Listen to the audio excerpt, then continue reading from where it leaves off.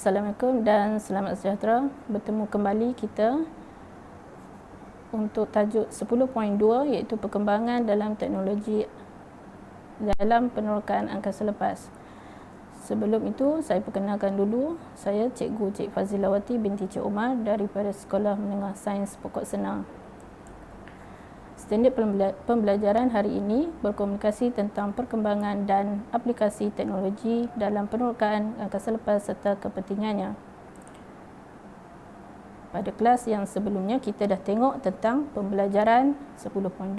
Hari ini kita akan fokus kepada soalan dan latihan. Soalan yang pertama, apakah satelit pertama yang dilancarkan oleh Malaysia?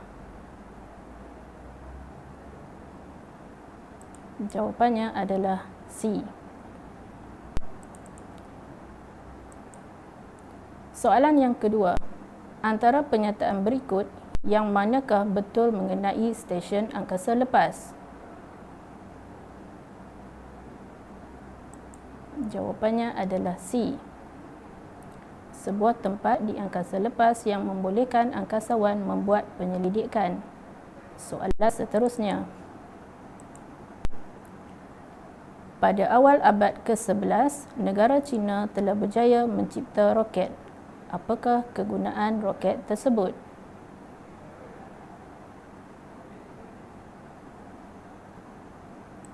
Tahniah, jawapannya adalah A, senjata pertempuran.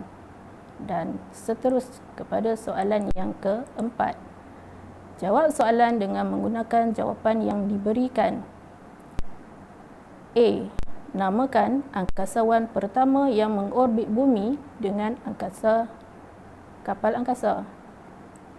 Jawapannya adalah Yuri Gagarin. Namakan angkasawan pertama yang menjejak kaki ke bulan. Jawapannya adalah Neil Armstrong. Sekian sahaja. Terima kasih.